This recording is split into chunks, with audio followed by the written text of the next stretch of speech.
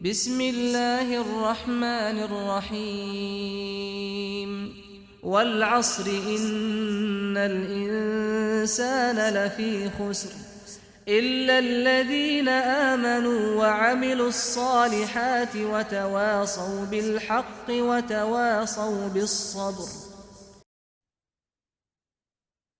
بسم الله الرحمن الرحيم الحمد لله رب العالمين، والصلاة والسلام على أشرف المرسلين سيد الأولين والآخرين، سيدنا وحبيبنا وشفيعنا ونبينا ومولانا محمد وعلى آله وصحبه أجمعين.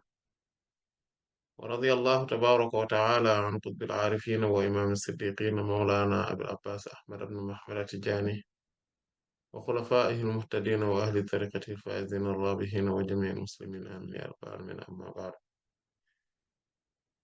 après avoir formulé les louanges à Allah subhanahu wa ta'ala et dressé les prières et salutations sur le noble prophète Sayyidina Muhammad sallallahu alayhi wa sallam, nous allons donc continuer là où on était sur euh, l'exégèse de la sourate Al-Asr. Donc lors des séances précédentes, on était toujours sur les enseignements à retenir de cette noble sourate. Et on était sur les enseignements, donc sur le dernier signe coranique. إلا الذين أعوذ بالله من الشيطان الرجيم إلا الذين آمنوا وعملوا الصالحات وتواصوا بالحق وتواصوا بالصبر. Où Allah subhanahu wa ta'ala parle de ceux qui sont sauvés et qui sont indemnes donc de la perdition qui arrive à l'être humain, donc à l'humanité. Et on était sur le fait que ils donc se conseiller mutuellement de la vérité. Il dit Watawasaw bis sabr. Parmi les enseignements qu'on peut tirer sur ce noble signe coranique, c'est que Allah subhanahu wa ta'ala nous montre l'importance de la patience. As-sabr. As-sabr, je n'ai pas encore trouvé de mot en français qui va le traduire dans sa globalité et dans sa totalité. Je n'ai pas encore trouvé. Peut-être un jour, Inch'Allah, je vais le trouver.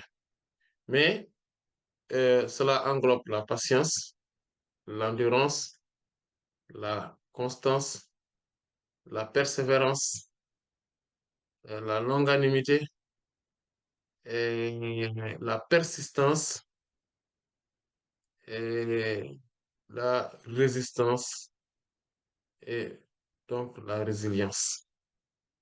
Euh, Cela englobe tous ces concepts-là, c'est le sabr. Donc c'est quelque chose qui nous touche ou bien dont on va avoir ou bien quelque chose voilà, qui nous est promu, et on est là en train donc de résister donc par rapport à tout ce qui pourrait être euh,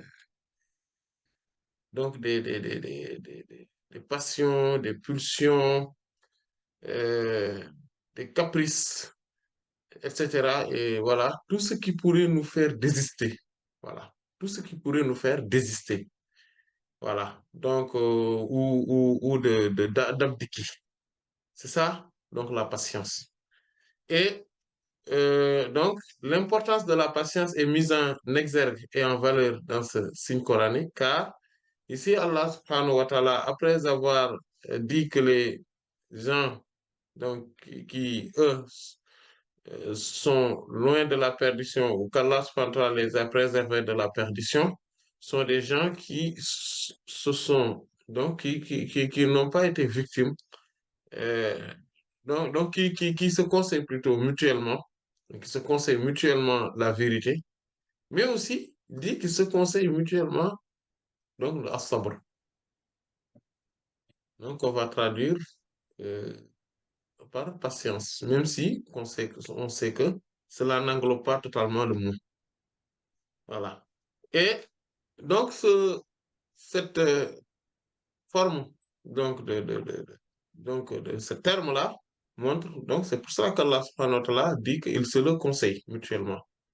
vu donc son importance. Parce que la patience fait partie des vertus. Et les vertus font partie de la vérité. Et lorsqu'Allah subhanahu wa ta'ala parle de la vérité de manière générale, mais spécifie la patience, donc à sabr, tout en sachant que tout en sachant que la patience fait partie donc de cette globalité de la vérité, donc des vertus, et tout en sachant également que il a repris. En fait, il n'a pas dit watawasaw bil haqqi was sabr. Non, il n'a pas dit qu'ils se conseillent mutuellement la vérité et la patience. Il n'a pas dit ça. Même si c'était ça, ce serait ce qu'on appelle zikru khas ba'da al-'am, le fait de mentionner le particulier après avoir mentionné le général. Mais ici, Allah subhanahu wa ta'ala a repris même le fait qu'ils se conseillent mutuellement cela. Donc, cela veut dire que la patience est un des piliers les plus importants, voire même, sinon le plus important, donc de la foi et du fait de rester dans la vérité. Parce que être dans la vérité nécessite la patience, nécessite l'endurance, parce qu'il faudrait être patient pour voir le résultat. Il faut être endurant pour y persister, pour être constant. Il faut être droit dans ses votes. Il faudrait aussi résister à toute forme de chantage, à toute forme de manipulation, à toute forme donc de force, tout simplement, qui sera dans notre vis-à-vis. Donc, tout cela pour être patient, pour être dans la vérité, il faudrait avoir donc ce sabre-là, cette patience-là, et il faudrait être assez persévérant donc pour acquérir, pour ne pas abdiquer et pour acquérir donc ce dont on est dans la quête. Et on est en quête de quoi? On est en quête d'Allah subhanahu wa ta'ala, qui lui est Al-Haq, le vrai. En fait, euh, le fait donc ce qu'on dit, l'adage qui dit que la fin justifie les moyens. La fin justifie les moyens, c'est vrai. Mais en fait, il faudrait savoir qu'est-ce que c'est que cette fin. Cette fin-là, pour nous, c'est Allah subhanahu wa ta'ala. Ce n'est pas le paradis, le bonheur dans l'au-delà, encore moins le bonheur d'ici-bas. Même si, quand on a Allah, subhanahu wa ta'ala, on a le bonheur d'ici-bas et dans l'au-delà. Quand on s'attache à Allah, subhanahu wa ta'ala, tout vient vers nous, comme étant le bonheur d'ici-bas et dans l'au-delà. Cependant, il y aura toujours euh, des, des, des, euh, des épreuves. D'ailleurs, c'est ce qu'on tire aussi comme enseignement de ce signe coranique, c'est que la vie est jalonnée d'épreuves. Ce qui le montre, c'est qu'après avoir dit le vrai, la vérité, donc la bonne foi, etc., il a dit qu'ils se conseillent mutuellement. Donc, du sabre, donc, par la patience. Pourquoi? Parce qu'il y aura toujours des épreuves, épreuves sur épreuves. Les épreuves vont, vont inonder, les épreuves vont pleuvoir sur tout un chacun qui est dans la bonne voie, qui s'accroche à la vérité. En fait, c'est pour ça que ceux qui sont dans la vérité, il faudrait que chacun encourage l'autre. C'est ça. Donc, c'est ça aussi qu'on tire de cet enseignement-là. C'est qu'il faudrait que chacun encourage l'autre dans la vérité. C'est pour ça il faudrait que chacun encourage l'autre dans la persistance, dans la constance, dans la persévérance. Et ce qu'on tire aussi comme enseignement, c'est que les épreuves étant multiples, Allah subhanahu wa ta'ala nous demande donc ou nous conseille d'être donc dans cette patience-là. Et que, en réalité, Allah subhanahu wa ta'ala lui-même est le premier conseiller donc, par rapport à la patience, à l'endurance. Parce qu'il dit, Fasbir sabran jamilan, sois patient ou endure d'une endurance, d'une belle endurance. Donc, sabran jamilan, qui est beau. Et il dit, Fasbir ala ma yaquluna wahjurhum hajran jamila. Aussi, sois patient par rapport à ce qu'ils disent. Donc, ils vont te dire beaucoup de choses. Ils vont dire extrêmement de choses. Donc, tous ceux qui ne sont pas dans la vérité vont nous critiquer tout le temps. Ils vont être dans la diffamation, dans la calomnie, voilà. Ils vont essayer de nous chagriner, ils vont essayer de nous dire des choses qui vont nous toucher, ils vont essayer de nous toucher dans notre chair etc. Mais il dit, Allah subhanahu wa ta'ala dit, mais sois patient, wahjurhum hajran jamila, et, euh, et migre-les, donc écarte-toi d'eux, donc d'une belle migration. Il faudrait se départir d'eux, il faudrait pas les approcher. Et on a Allah subhanahu wa ta'ala nous dit comment ce sera aussi également. Il dit la tublawunna fi amwalikum wa anfusikum wa la tasma'unna min alladhina utul kitaba min qablikum wa min alladhina ashraku adhan kathira wa in tasbiru wa tattaqu fa inna dhalika min azmi al-umur. Allah subhanahu wa ta'ala nous dit, je jure certes que vous serez éprouvés la tublawunna fi amwalikum wa anfusikum, dans vos biens, dans votre fortune et dans votre propre âme. Vous-même, vous allez être éprouvés.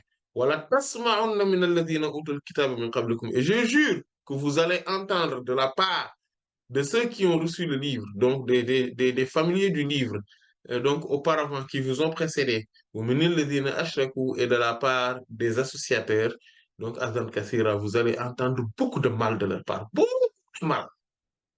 Azan Kathira. Et quand Allah subhanahu wa ta'ala dit que ce sera abondant, c'est parce que vraiment ce sera abondant, hein, ce sera beaucoup.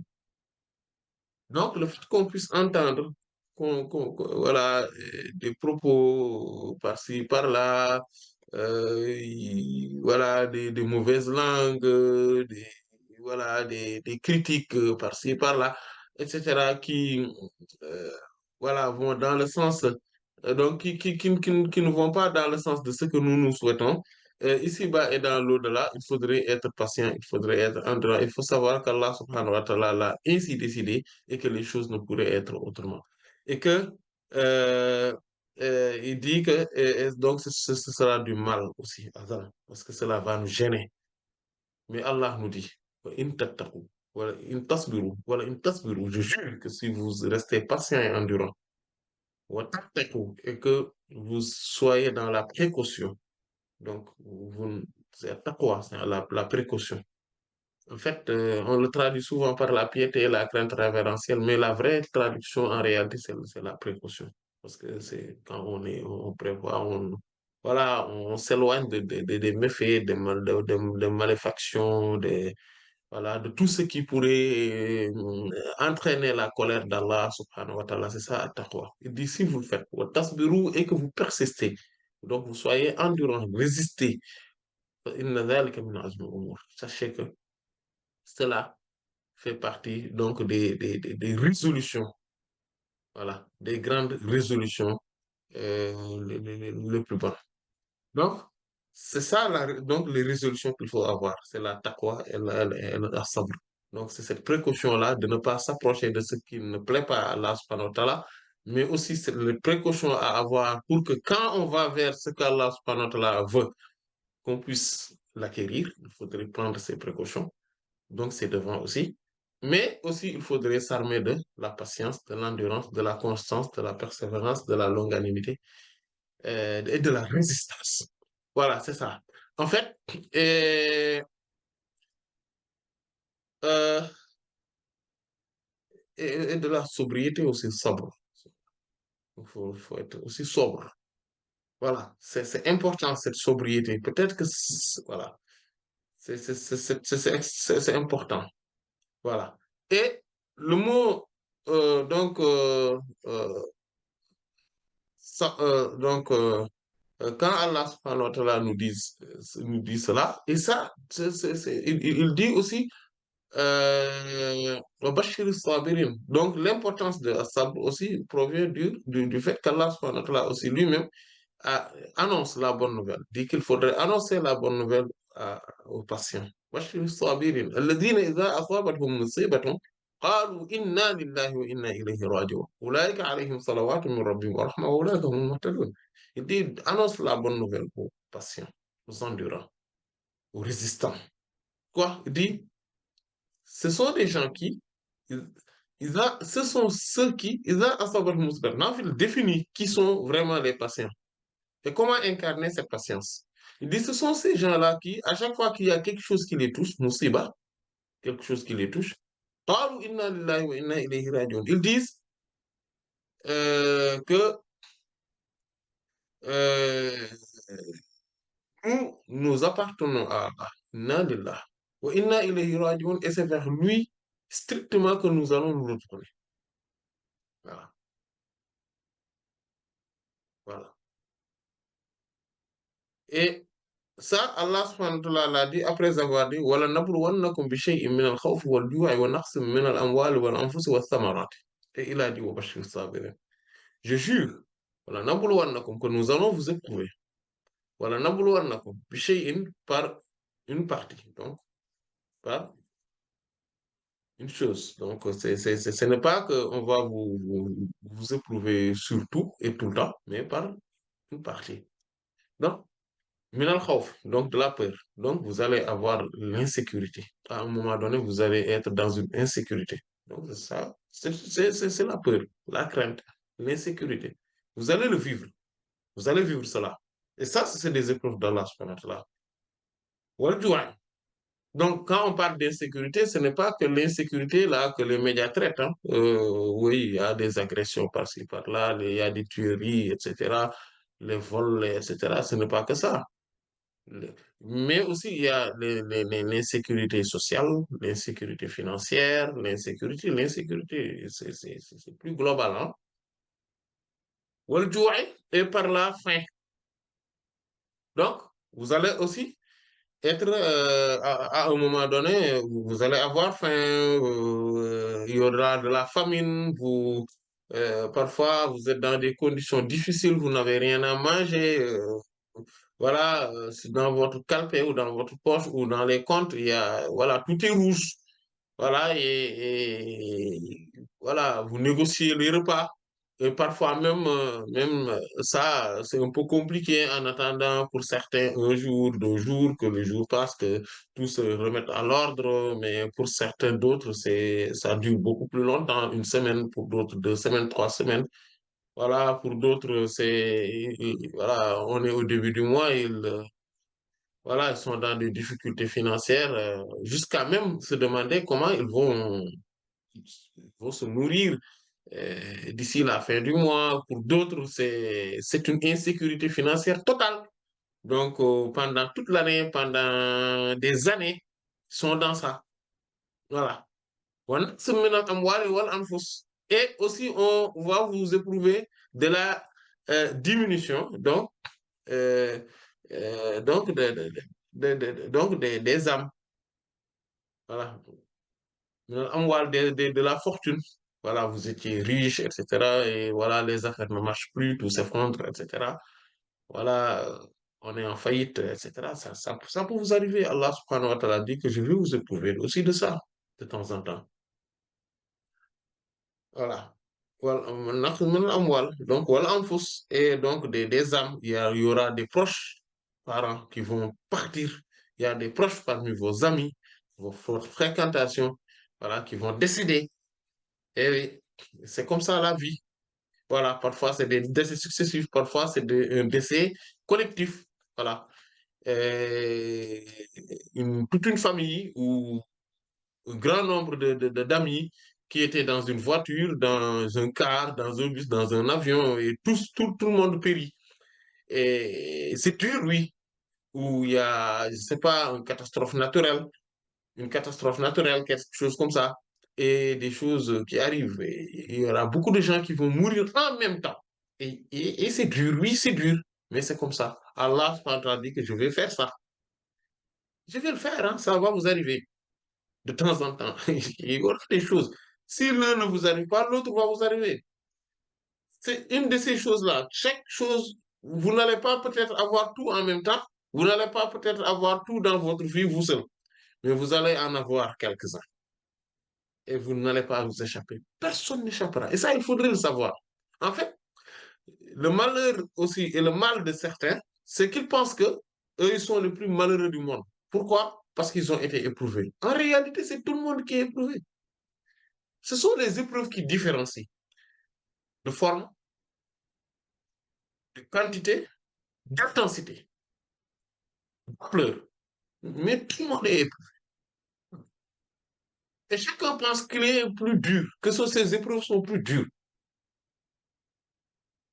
que les épreuves des autres. C'est pour ça que le prophète sallallahu alayhi wa sallam a dit que celui qui trouve quelque chose à manger dans sa journée et qu'il a quelque part un toit où dormir, mais qu'il s'estime vraiment heureux, s'estime vraiment très, très heureux. En fait, les épreuves, ça ne manquera pas. Si on est à l'abri, tout le monde sera. En fait, c'est quelque part où tout le monde passe. Ça, il ne faut même pas essayer de penser qu'on va être une exception. On ne peut pas être une exception. Maintenant, c'est par rapport à l'intensité et à l'ampleur, à la fréquence, etc., qu'on peut être exceptionnel. Mais et même avec ça, en général, c'est rare de voir une personne qui, à un instant T de sa vie, il n'a aucune épreuve, il y a rien qui ne marche pas. En fait, ça veut dire, je veux dire par là qu'il n'y a rien qui lui préoccupe. Rien, tout va bien, tout est normal. Ça, est-ce que ça existe ça? Mais c'est comme ça la vie. C'est comme ça. Donc, il ne faut pas s'alarmer. Oui, nous, mais vraiment, c'est tout. Mais il faudrait, parfois, nous aussi, on est trop. Je pense que nous, dans notre société, on est trop habitués au luxe qu'on ne comprend pas la réalité des choses. Parfois, il suffit de prendre un avion et d'aller dans un pays à 4 heures de temps d'avion pour se rendre compte qu'on est extrêmement favorisé. Là où il y a des bombes qui pleuvent, là où il y a des enfants qui crient et leurs parents les regardent. Ils n'ont rien à les donner. Ils pleurent. Là où il y a des morts qu'on traverse, qu'on regarde dans la rue. Beaucoup d'entre nous n'ont jamais vu quelqu'un qui est mort. Je ne parle pas de quelqu'un qui a été assassiné. Hein. Je parle d'un mort naturel. Quelqu'un qui est mort. Comme ça, il les regarde. Ah, celui-là, il est là, il est mort. Là, beaucoup parmi nous ne l'ont jamais vu de leur vie. A fortiori maintenant, il faut savoir qu'il suffit de prendre un avion, courir 4 heures de temps, qu'on soit en Europe, en Afrique, etc., en Amérique, quelque part. Je parle même pas de 6 heures, 7 heures, 8 heures, non, 4 heures d'avion. Pour arriver dans un pays où on peut traverser dans la rue et on voit des gens qui sont là, jonchés dans la rue, parce qu'ils sont morts, parce qu'il y a la guerre, parce qu'il n'y a pas la paix, parce qu'il y a l'insécurité. On va voir un vide dans la nature et dans les, dans la vie des gens. On va voir qu'ils sont tellement dépossédés. Ils n'ont rien. Rien. Strictement rien. Voilà. Le matin, ils se lèvent, ils ne savent même pas s'ils seront capables de prendre un repas dans la journée.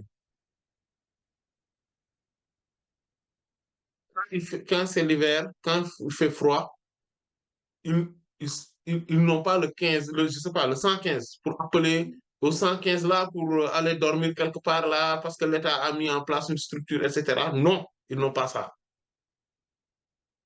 Ils n'ont rien.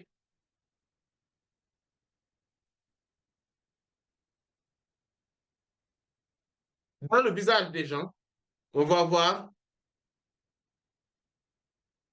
le, la faiblesse, le malheur, la tristesse, la peur, l'angoisse, l'anxiété, réunis. En regardant juste le visage d'une personne, on se rend compte que celui-là, il est totalement déboussolé. Même s'il sourit, ce n'est que de façade. Et le pire encore, dans certains pays où il n'y a pas peut-être la guerre, etc., la pauvreté est tellement accentuée que les gens n'imaginent même pas que la richesse existe. Quand on les voit, ils s'estiment heureux, malgré l'extrême pauvreté dans laquelle ils vivent. Avec la chaleur. infernal, avec les douleurs par-ci, par-là. Quand ils sont malades, ils sont assurés. En fait, l'hôpital pour eux, c'est des mortoirs, des mouroirs. Il faut aller là-bas pour mourir, pas pour guérir. Il n'y a aucune sécurité sociale, rien. Quant à l'eau, ils vont le chercher à des kilomètres. Ou bien quand ils l'ont, c'est de mauvaise qualité. Ce n'est pas de l'eau potable. Mais pour eux, ce n'est pas grave. Mais ce n'est pas du tout grave. Avoir une voiture, pour eux, c'est un luxe. Ils n'imaginent même pas, en fait, dans leur vie, ils n'imaginent même pas posséder une seule fois, ne serait-ce qu'une seule fois, une voiture en panne. A fortiori, une voiture ça fait longtemps qu'ils n'ont jamais, ou bien ça fait des années qu'ils n'ont pas monté dans une voiture de particulier, que des transports en commun, mais en mauvais état. C'est la réalité des pays pauvres. Je suis en train de décrire les pays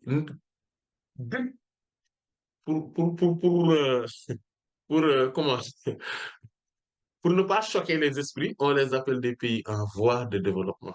En fait, c'est faux, ils ne sont pas en voie de développement. C'est faux. Parce qu'en voie de développement, c'est quand on est en voie de développement pendant 10 ans, on est développé à un moment donné.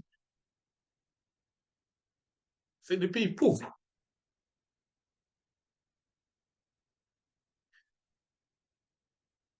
C'est des gens qu'on va rencontrer. euh, on va voir un vieillard parmi eux qui toute sa vie n'a vécu que dans la difficulté. Il va marcher du matin dans la chaleur jusqu'à midi avec ses cieux, demander à quelqu'un, oh mon fils, est-ce que tu n'as pas quelque part 100 francs, 1000 francs, est-ce que tu n'as pas quelque chose parce que je n'ai rien laissé à la maison pour ma famille. Ou bien voir quelqu'un en train de manger son repas, prendre son déjeuner et lui demander, mon fils, est-ce que je peux m'asseoir manger avec toi parce que là, j'ai vraiment faim. C'est la réalité. Nous, on n'est pas, nous, je vous dis, hein, malgré toutes nos épreuves là qu'on peut dire, qu'on a des épreuves par-ci, par-là, wallahi, on n'a rien vu. En fait, nous, ce qui nous arrive, c'est quoi? C'est un luxe qu'on veut améliorer. On n'est que dans ça, que dans un luxe qu'on veut améliorer. Mais on n'est pas dans les nécessités, on n'est même pas dans les besoins. On est dans un luxe qu'on veut juste améliorer. Oui, hier, ce que j'ai mangé, ça ne me suffisait pas. Mais il y en a qui n'ont même pas mangé. Oui, je voulais boire du boisson. Mais en fait, ouais, les boissons, là, les sodas ou les jus, tout ça, là. Mais dans certains pays, c'est inimaginable qu'on le boit. Oui, je vais mettre du jus, je bois. Mais non, c'est inimaginable. Manger un repas où il y a de la viande ou du poisson, etc. Je ne sais pas quoi encore. S'il y en a, mais il y en a un peu et il y en a un groupe. Il y a 10 personnes qui sont autour pour un morceau de viande, un seul. Il faut essayer que tout un chacun prenne un tout petit peu. Vous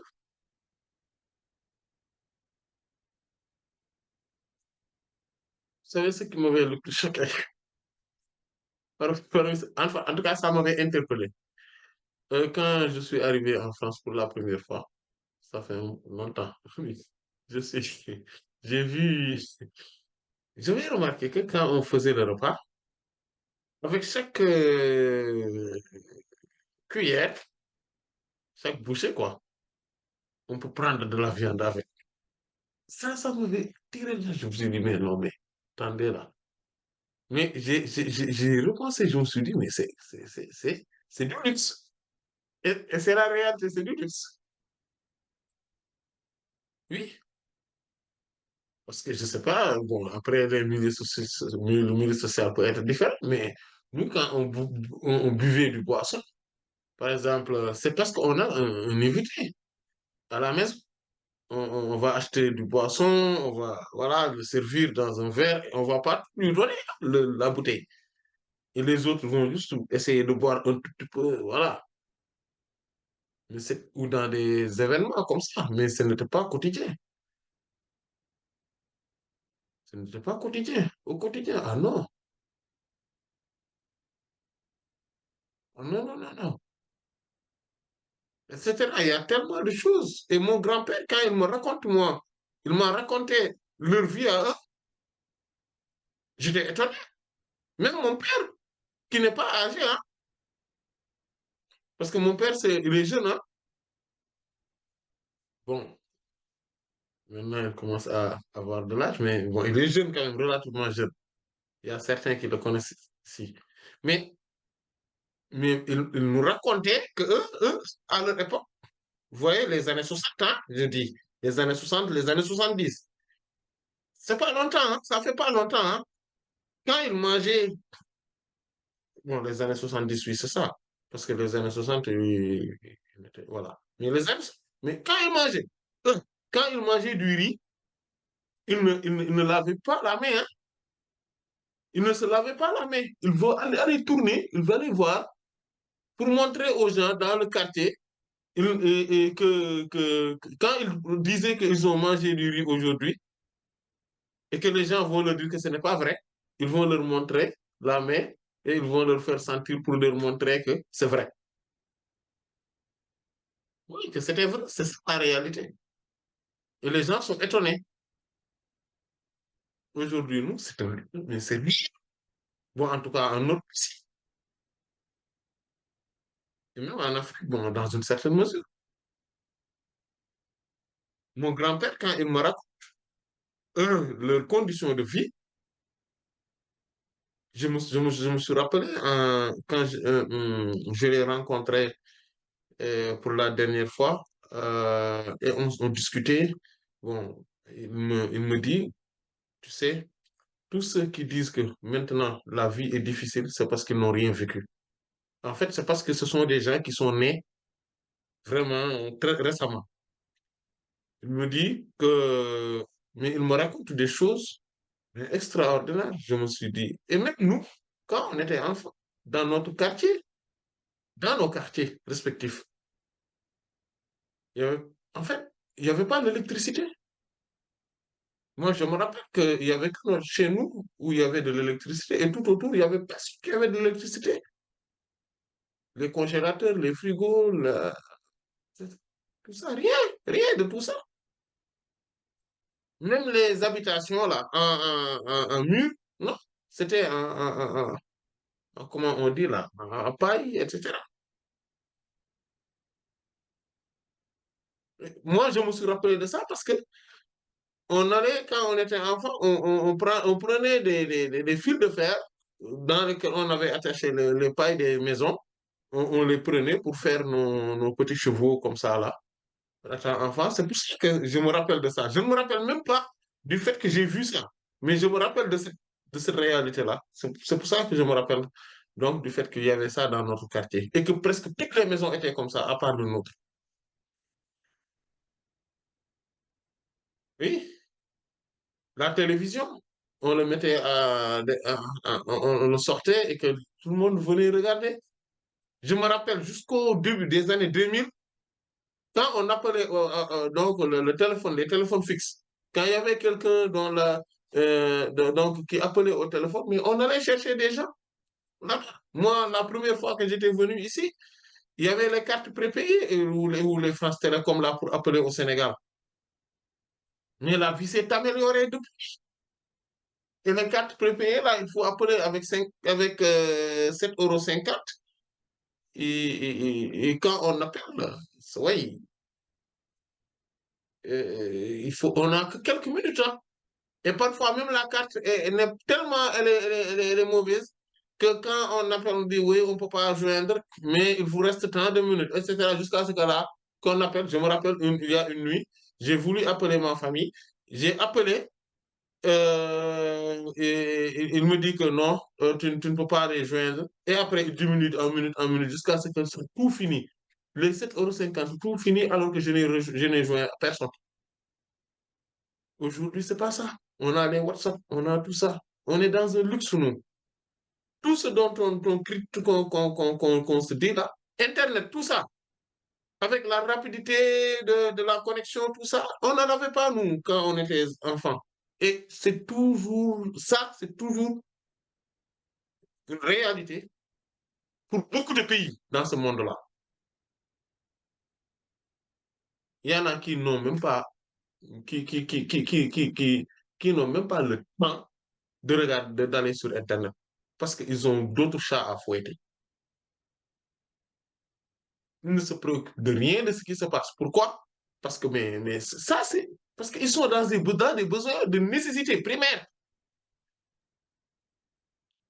Nous, on doit s'estimer heureux.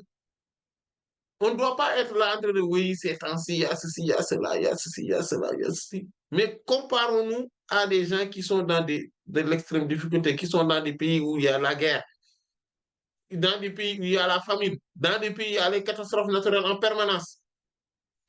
Je ne parle même pas de ça, mais même dans notre entourage, parmi les gens qu'on voit dans la rue, il y a des SDF par-ci et par-là. Il y a des gens qui sont en prison, qui sont pour leur vie, ils vont rester dans une cage en prison, dans une cellule. Pour leur vie, ce qui restera. Nous, alhamdoulilah, on vit en liberté. Rien ne nous est arrivé en réalité. Rien, strictement rien. Nous, on est juste gâchés. Ce qu'on dit des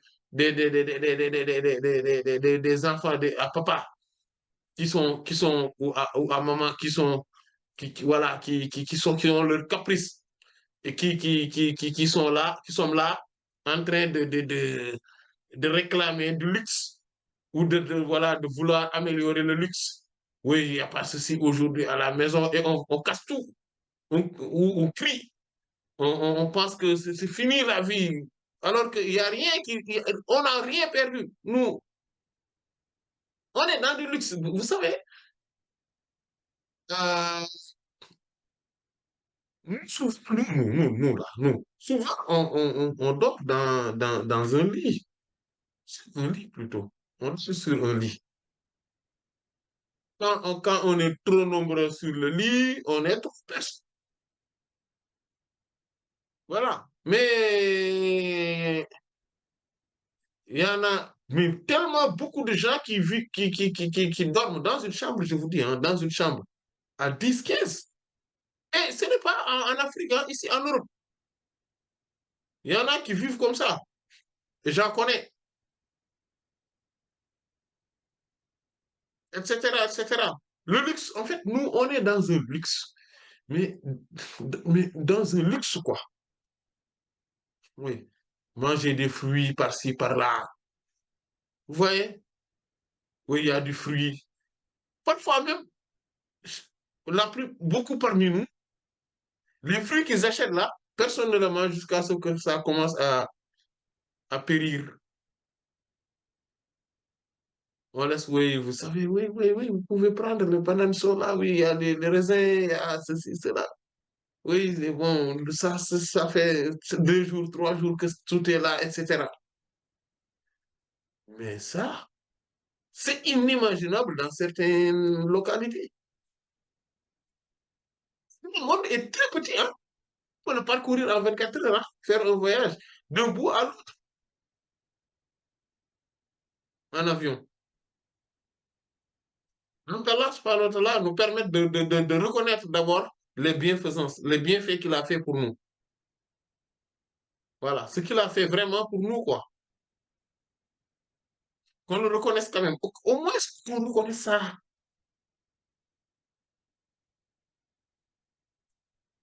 Voilà. Et nous, on voit, nous tous, hein, tous nos habillements là, nous, tout ce que nous portons là, là, là, nous là, nous qui sommes là. Mais c'est du luxe, c'est du luxe. Ce ne sont pas des vêtements je sais pas, pour, c'est pas des vêtements de pauvres, hein. En fait, c'est du luxe. En fait, pour nous, on a l'habitude. Et dans notre entourage, là où on vit, dans notre écosystème, c'est pas, voilà, ce n'est pas extraordinaire. C'est parce qu'on ne voit pas que qu'on est favorisé, nous. Mais je vous jure, nous, nos habillements, nos vêtements là, qu'on dit que oui, on n'en a plus besoin, il faut le mettre à la poubelle. Si on va là dans beaucoup de contraintes, ici dans ce monde-là, on peut leur donner, on leur donne et ils vont danser. Alors que nous, on était prêts à le brûler et à le mettre à la poubelle. Parce que c'est déchiré par-ci, parce que c'est froissé par-là, parce que les couleurs sont parties par-ci, parce que. Mais on l'emmène quelque part. Eux, ils vont danser, je vous dis. Ils vont jouer au tam-tam pour fêter cet événement-là, qu'on les a amenés ces amis. Il faut qu'on soit reconnaissant. On parle même pas de l'endurance. Moi, je parle même pas de l'endurance, mais de la reconnaissance. Pas de la patience, hein, mais de la reconnaissance. On va s'en tenir là, Inch'Allah, jusqu'à la prochaine fois. Bon, j'ai un peu parlé des situations, etc.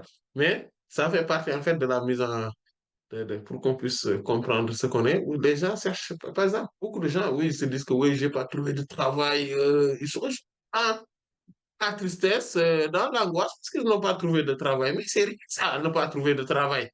On vit, on mange, on dort, on trouver de travail. On, mais, vous savez, ou bien, oui, là, vraiment, j'ai mon salaire, oui, c'est pas beaucoup, c'est, etc., tout ça, oui, je peux pas faire grand-chose avec. Mais c'est parce que ce qu'on veut faire avec, c'est du luxe. Et ça, en fait, c'est tellement vrai. Et que, par contre, on a tellement l'habitude de vivre dans le luxe qu'on ne pense pas que ce qu'on veut faire avec, c'est du luxe. C'est pour ça. C'est pour ça qu'on ne peut rien faire avec. C'est parce que c'est du luxe. On vit dans le luxe. Et c'est ça la réalité. C'est la triste réalité. Pas la triste, mais la bonne réalité. Parce que c'est heureux quand même qu'on vit dans le luxe. Mais il faudrait juste qu'on soit reconnaissant. Oui, je n'arrive plus à trouver de travail. Oui, le travail, ou ce que j'ai trouvé. Et on a des allocations. On a des, je sais pas quoi, le pôle emploi là, qui nous donne etc. On a des aides sociales. Mais, mais vous savez, l'écrasante majorité des pays, si on a, si on n'a pas de travail, mais on a aucun revenu, hein. On n'a aucune source de revenus. Il n'y a pas d'aide sociale, il n'y a pas de sécurité sociale, il n'y a pas de CAF, il n'y a pas je sais pas, Pôle emploi ou quoi que ce soit. Il n'y a pas de RSA, etc. On n'a rien, mais rien, strictement rien. Les CMU, tout ça là, il ne faut même pas y penser. Ça n'existe pas. En fait, c'est le jargon qui n'existe pas là-bas. Le terme, même ou même, en fait, quand on parle, quand on parle de RSA, de CMU, de tout ça, de là-bas, en fait, pour eux, c'est des contes de faits. Le fait d'aller à l'hôpital et que le médecin te sourit, te soigne, te demande qu'est-ce qui t'arrive, il te traite bien, pour eux, c'est des contes de faits. Il y a ma soeur qui me dit que moi, tu sais, je ne vais jamais à l'hôpital et je ne vais jamais à l'hôpital sans y connaître quelqu'un là-bas. Et même quand je connais quelqu'un là-bas, par des relations et que, voilà, que je vais là-bas, elle me dit, quand je vais là-bas, je suis toujours traumatisé parce que je vois la maltraitance que vivent les malades à l'hôpital. C'est parce qu'on est dans un pays où il n'y a pas de droit ni loi et que chacun peut se permettre, en fait, de prescrire un médicament, de donner des ordonnances comme ça en fait, où on va beaucoup dépenser sans rien avoir de résultat derrière, ou même parfois on meurt à cause donc d'une mauvaise prescription médicale. Et il n'y a, y a, rien. Il n'y a, y a, pas d'enquête, il n'y a rien. etc. Qu'Allah nous préserve. Eh, Allah sait davantage. Allah ta'ala a'lam wa sallallahu ala sayyidina Muhammadin wa ala alihi wa sahbihi ajma'in. Subhana rabbika rabbil izzati amma yasifun wa salamun ala بسم al-mursalin الله walhamdulillahi rabbil alamin. الرحمن الرحيم والعصر إن الإنسان لفي خسر إلا الذين آمنوا وعملوا الصالحات وتواصوا بالحق وتواصوا بالصبر